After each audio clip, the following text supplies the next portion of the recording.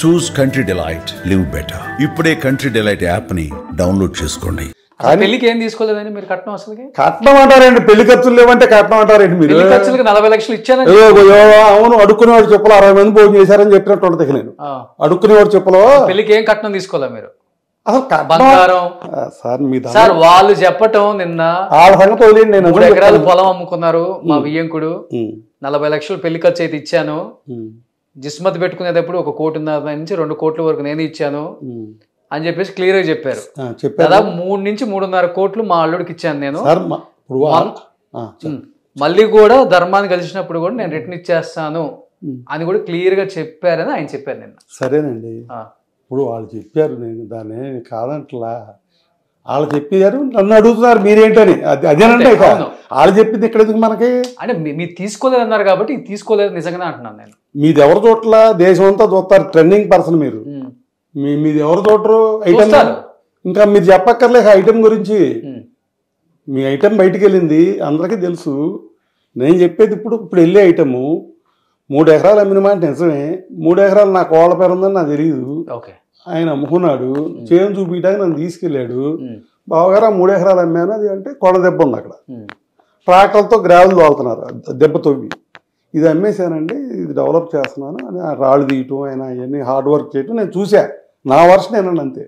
వాళ్ళ వర్షం నేసారు కదా, బాగు చేశారు, కష్టపడ్డాడు ఆయన. ఆ డబ్బు తీసుకొచ్చి ఇక్కడ ఖర్చు పెట్టాడు, ఆ ల్యాండ్ డెవలప్ చేశాడు, దాంట్లో అగరగుడ్డ వేసాడు.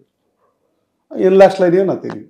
అసలు మనకు అనవసరం. అసలు ఆస్తులు రాకపోకలు కూడా తక్కువే మీకు వాళ్ళకి కూడా, ఎందుకంటే పక్క పక్కనే ఉంటారు కదా సార్. నేను మా ఇంటికి ఆయన 2 సార్లు వచ్చారు పెళ్ళి అయ్యాక. నేను ఆయన ఇంటికి 6 సార్లు 7 సార్లు వెళ్ళి అంతే. అంతే. అది దాంట్లో ఒకసారి నన్ను పొలం తీసుకెళ్లారు. ఒకసారి తీసుకెళ్ళినప్పుడు 2 సార్లు తీసుకెళ్లారు. ఒకసారి తీసుకెళ్ళినప్పుడేమో ఆ కొండ తవ్వేస్తున్నారు, అమ్మేసామని చెప్పారు 3 ఎకరాలు. అది తవ్వేస్తున్నారు, అది పొలం కాదు, అది పొలం కాదు, అది దెబ్బ ఈశాన్య మూలం ఉందని తీశారు. ఆ పొలం డెవలప్ చేయడానికి అగరోడ్డు వేశారు. ఆయన కాన్సెప్ట్ ఏం చెప్పారంటే, బావగారు ఇవాళ మన పొలం 20 లక్షలు 15 లక్షలు చేస్తుంది, 3 ఎకరాలు అంటే 40 లక్షలు. మరి ఆ కొండ దెబ్బకి నాకు అంత రేట్ ఇవ్వరు. సరే ఎంత వచ్చిందో నాకు ప్రమాణభూతిగా నాకు తెలియదు. నేను కనుక ఆ 3 ఎకరాలు అమ్మి ఆయన రూపాయి నేను తీసుకుని ఉంటే నా కొడుకు, నా కూతురు, నా భార్య, నేను పురుగులు పడి చచ్చిపోతాం. ఆ పాపం తగిలి వదిలేసేయండి కదా, తీసుకున్నామనే మాట వదిలేసేయండి. వాళ్ళ దగ్గర 1 రూపాయి కట్నం తీసుకున్నా అసిద్ధంగా అన్నట్టే. ఇదే ఒట్టు మా ఫ్యామిలీ కొట్టుకుపోద్ది. ఆ చిల్లర డబ్బులు నాకెందుకంటే బాబు, ఇందాక అన్నారు కదా నా చెల్లి కూతురు, అది వదిలేసుకుంటానా? డబ్బులు కావాల్సి వస్తే ఎటు వెళ్తారు? డబ్బులు కావాల్సి వస్తే డబ్బులు ఉన్న చాటుకి వెళ్తారు. నేను డబ్బులు లేని చాటుకి వెళ్ళా తెలిసి, నాకు పాప కావాలని, గౌతమి కావాలని వెళ్ళినప్పుడు ఈ డబ్బులు కావాలి నాకెందుకు దరిద్రం? నేను పిల్లనే తెచ్చి పెళ్లి చేసుకున్నా 2 కోట్లు పెట్టి. 2 కోట్లు ఇచ్చారు వాళ్ళు, ఇచ్చారని అనరు. పెళ్లి చేశారంటున్నారా? అనరు. నేనే చేసుకున్నా, ఎవిడెన్సులు గ్రాండ్గా చేసినట్టు ఉంది. సార్ పెళ్ళైన తర్వాత ఎన్ని సంవత్సరాలు బాగున్నారు సార్? అసలుకి ఇప్పుడు గట్టిగా ఉంటే 3-4 సంవత్సరాలు నేను పెళ్లి చేశాను సార్. చేశారు అంటే ఏంటి? ఆ అమ్మాయి నాకు ఎవరికి చూపించట్లేదు, ఎవరికి చెప్పట్లేదు, కోళ్ళు అంటుంది కదా. పెళ్ళి ఎందుకు చేస్తాం? అంతమందిని పిలిచి, ఇదిగో ఈ అమ్మాయి నా కోళ్ళు, ఈ నా కొడుకు, వీళ్ళ పేరు, భవిష్యత్తులో వీళ్ళు ఎక్కడ కనపడినా వీళ్ళకి గౌరవం అని చెప్పటం, అంతమందిని పిలిచి పెళ్లి చేయటం అంటే అది జరిగింది. జరిగినప్పుడు ఆ అమ్మాయి గౌరవం ఆ అమ్మాయికి ఇచ్చాం. మా బిడ్డకన్నా ఎక్కువగా మేము చూసుకుని పెళ్లి చేసుకున్నాం.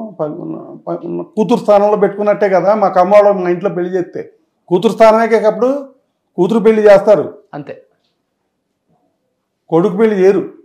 కూతురు పెళ్లి చేశాను అంటే, మా ఇంటికాడ చేశానంటే కూతురే కదా చేశాను. వన్స్ మ్యారేజ్ ముందు ఏం మాట్లాడుకున్నాం, మ్యారేజ్ ముందు నా మైండ్ సెట్ ఏంటి, నాకు ఇష్టమా కాదా, అది ఎక్కడితో కట్ అయిపోవాలి కదా. పెళ్లితో అయిపోయింది. పెళ్లి తర్వాత ఈ డబ్బులు వాళ్ళు ఏదో చెప్పుకుంటే నాకు అనవసరం. కానీ మా ఇద్దరి మధ్యలో, ఈ అంకుల మధ్యలో కానీ, పిల్లకి నాకు మధ్యలో కానీ ఎప్పుడు ఈ ఆస్తులు లేకపోతే కట్నాలని అసలు రాలా. నేను అడగల. ఎందుకంటే వన్స్ కట్నం వద్దనుకున్నాయి కదా అటు వెళ్ళాను నేను. మీరు ట్రూత్ ఆలోచించండి. ఇక్కడ మీరు తెలివిగల అయితే ట్రూత్ ఆలోచించండి. కట్నం కావాలంటే అటు వెళ్ళం, కట్నం వద్దనుకుని ఇతరులకు వచ్చాం. ఇంకా కట్నం ఏంటి? అసలు ఏం మాట కామాటే చెప్పాలి. నాకేముందని ఆయన అడగల, ఆయనకి ఏముందని నేను అడగల. అది కూడా జరిగింది. ఆయనే ఒకటే మాట చెప్పారు, ఎక్కువ మాటలు చెప్పలే మా అయ్యంకుడు గారు. బావగారు మాకైతే ఉంది, పొలం ఉంది, కొంత స్థలానికి మనకు వచ్చే పొలం ఉంది, కొంత వ్యవసాయానికి మనకు వచ్చేది ఉంది. ఏదున్నా ఇద్దరు పిల్లలకి చెరు సగం అని చెప్పారు తప్ప రెండో మాట మాట్లాడుకోలే. ఓకే, మీ ఇద్దరి మధ్య డిస్కషన్ లేదు అసలు? అస్సలు లేదండి. ఓకే. ఇంకోటి ఏంటంటే నాకు నచ్చింది ఆయనలో, బావగారు నా పిల్లలకు కూడా కోట్లు ఇవ్వాలని ఉంది, నా కోరిక నా బిడ్డలకి. ఈ పొలం పెట్టి మావిడో బోవిడో ఎత్తి ఏమవుద్ది, అగరవుడ్ అనుకోండి, అది పెరిగింది అనుకోండి, ఒక్కొక్క ఎకరమే 50 కోట్లు అట్లా చేస్తుంది అని ముందుకెళ్ళి కష్టపడాడు ఆయన. అది ఫెయిల్ అయింది అనుకుంటా. తర్వాత నాకు తెలిసి ఆ మొక్కలు చచ్చిపోయినాయి. అప్పుడు మళ్ళీ ఫ్యాన్లు వుడ్ వేసాడు ఆయన. చాలా అడ్వాన్స్డ్ ఫెలో ఆయన, నాకన్నా అడ్వాన్స్డ్ ఫెలో. ఫ్యాన్లు వుడ్ వేసాడు. శాండ్లు వుడ్ వేసి బతికినాయి చెట్లు, బతికినాయి చేశాడు. రెండోసారి వెళ్ళినప్పుడు శాండ్లు వుడ్ ఉంది. ఫస్ట్ టైం వెళ్ళినప్పుడు చెప్పా కదా రాల్యాండ్ చక్కగా డెవలప్ చేసాక వెళ్ళా. శాండ్లు వుడ్ వేసి కష్టపడుతున్నాడు ఆయన. నేను ఆయన పొలంలోకి అయ్యి జారేటాకి చేయటానికి మా దగ్గర ఆటోలు ఉంటే ఒక ఆటో కూడా పంపించా. బావగారు ఈ ఆటోలో ఎరువు కట్లను అయ్యని పని ఉంటుంది కదా, అది వాడండి అని పంపించా. ఆయన కష్టపడుతున్నారు. ఆయన కాన్సెప్ట్ చెప్పేటప్పుడు ఈ శాండల్వుడ్ పెరిగినా కూడా కొన్ని కోట్లు వస్తాయి. అవి అమ్మాయిలకి ఇవ్వాలిగా లేదు ఆయనకి, మనవాళ్ళకి ఇవ్వాలని, గౌతమి పిల్లలకిను పెద్ద అమ్మాయి పిల్లలకి ఇవ్వాలని ఆయన కాన్సెప్ట్. సో ఎనీవే ఆయన కూడా దీంట్లో ఏమర్థమైంది మనకి, ఆయన కూడా కష్టపడి ఏదో చేసి పిల్లలకి ఇవ్వాలనే టెన్షన్లోనే ఉన్నాడు కదా. దాన్ని తప్పట్లేదు, మనం ఉన్నది ఉన్నట్టు మాట్లాడుకున్నాం. అయిపోయింది అంతవరకు. 2 సార్లు వెళ్ళాను. ఏంటంటే ఇక్కడ చిన్న, మీరు ఇందాక ఒక మాట అడిగారు, కరెక్ట్గా అడిగారు, నేను సమాధానం చెప్పలే మీకు. ఈ అటాచ్మెంట్స్ రాకపోకలు అవి సరిగ్గా లేనట్టు అనిపిస్తుంది ఏంటని అన్నారు ఇందాక. 100% కరెక్ట్. నేను ఒక వీడియోలో